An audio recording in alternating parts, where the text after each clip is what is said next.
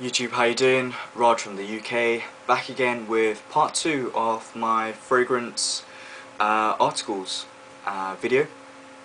This one I've got a couple of articles to show you.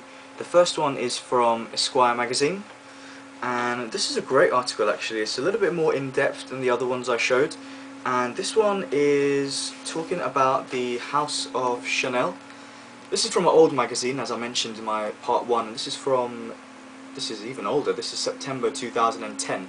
I like to keep the magazines simply because I just like to refer to them from time to time. And this article is basically talking about Chanel and their new, or at the time it was new, their new fragrance Bleu de Chanel. And they talk with the perfumer behind this, Jacques Polge, about how they created the fragrance, and it's a pretty good article. They talk about how this was the first fragrance in 12 years which Chanel came out with. What they mean by that is that obviously they created Allure Homme, and then there were various sort of flankers and offspins of that, Allure Sport and Edition Blanche, and then this was the first fragrance they created, a new one after 12 years.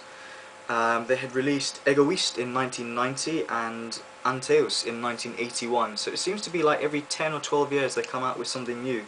And they talk about here how Jacques Polge is the in-house perfumer of Chanel, and a lot of fashion labels employ sort of freelancers or people who don't necessarily work for the brand, but they bring them in to create a scent. But Jacques Polge is an in-house perfumer for Chanel. And over on this side, there's a couple of interesting sort of like little small features on this side, and then on the other side as well. And they talk about this fragrance they say it took 3 or 4 years to work on this formula. And that's a hell of a long time to come out with Bleu de Chanel, which in my opinion is a nice fragrance, but 3 or 4 years, you'd think they would have come out with something unbelievable, but it's still a good fragrance. And they say here how they, behind every fragrance there's an idea, and the idea has a smell, and they wanted to reach that idea. So, I don't really understand how these guys' minds work, but, And they talk about the ingredients in here which they've used, and they say the top notes are lemon and bergamot, and grapefruit's a bit in there, and later you get a bit of wood and spice, a bit of peppermint, pink peppercorns, but they say it's not heavy like cloves. And they've got their cedarwood, they've got some sandalwood in there from New Caledonia, and a lot of white musk, and a touch of floral and a touch of jasmine in there.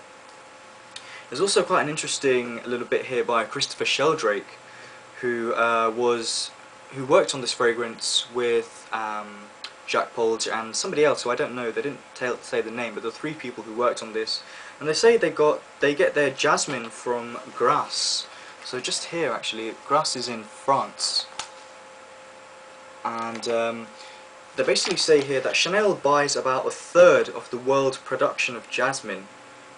Which is massive, but it's the only company that has fields in Grasse on an industrial scale. And they also talk about how they got their sandalwood from New Caledonia, not from India, because they couldn't get assurances about reforestation there, so they went to the north of Australia. And it's interesting, they say instead of burning the wood, this is Christopher Sheldrake talking, instead of burning the wood to extract the oil, we now use liquid gas. And the process is solar powered, so it's carbon neutral. So, to be honest, I don't really understand what that really means, but it sounds interesting anyway. And they say the best vetiver comes from Haiti. It has smoky notes and an earthy character. And they say they use it in almost all of their fragrances. And they say the natural vetiver is more rugged and tougher, but when treated, the effect becomes a little bit more feminine. And along the side here, I haven't seen this video, but I might have to check it out. Martin Scorsese, kind of famous director, Martin Scorsese, has done a video on Bleu de Chanel, so definitely check that out if you get a chance. and they talk about Christopher Sheldrake talks about, well, it says here how to apply aftershave. Esquire, the guy behind these articles, has a habit of referring to fragrance as aftershave, which is completely wrong. It's not aftershave at all. But they basically say, you know, it's quite simple. You know, roll up your sleeves, spray the fragrance on your inside of your wrist a couple of times. You know, leave it for about a minute. After 5 minutes, you'll smell the top notes. If you like it, continue sniffing, and get the opinion of somebody else. And then, if you believe this is a fragrance for you, go ahead and buy it. So, good article there in Esquire magazine.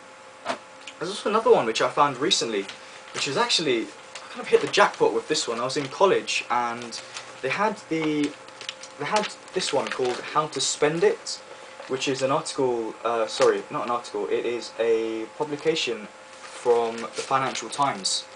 And this one is all about the idea of musk. And I'm not sure how much the camera can pick up, it's pretty big. But here they talk about musk fragrances and how musk has been developed over time. This one is Infusion, this is Prada Infusion d'Iris Absolu, Carita, Rojadov, Mischief, and you've also got Nasomato in there, Silver Musk, and Narciso Rodriguez for her.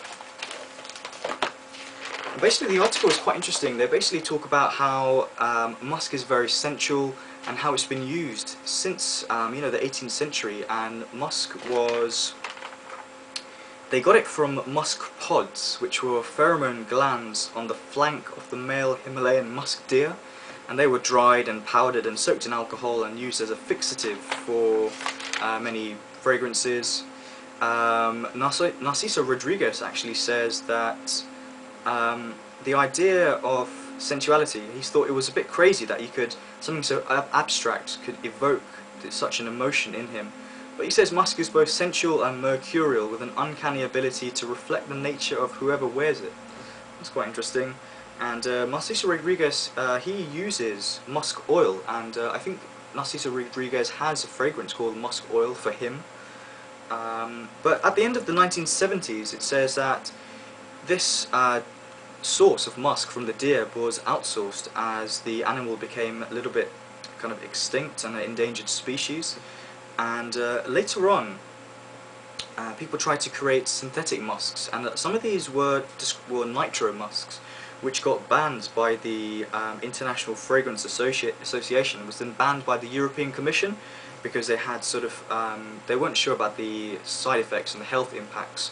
So people tried to create synthetic molecules, and here they say, according to Thierry Audibert, who is the global head of science and technology at Givaudan Fragrances, up to 8% of the company's annual turnover is dedicated to research, and creating new molecules is a big part of that. And they create about 3,000 new molecules a year, and a couple of those are used in their fragrances. So it seems like, you know, synthetic is taking the place now of what was once natural.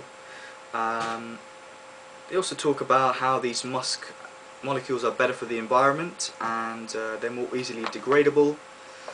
And then you know, the fragrance article continues telling you about a few more fragrances which are musk based, and at the end it says Rojadov, he warns us that amber is all about promise, but musk delivers. So that's kind of interesting. And a couple of musk fragrances they talk about is Aluminum Black Musk, the legendary fragrance Musc Ravageur by Frederic Malle, and also the blue one, which is Lorenzo Villoresi Musk. So interesting, you know, it's great to see articles like that in magazines. You don't often see that, so I had to kind of share that with you guys, and I hope you've enjoyed this two-part series on fragrance articles, and I'll see you soon. Thanks for watching. Bye. If heaven was a mile away, would I fill the tank up with gas and be out the front door in a flash? Before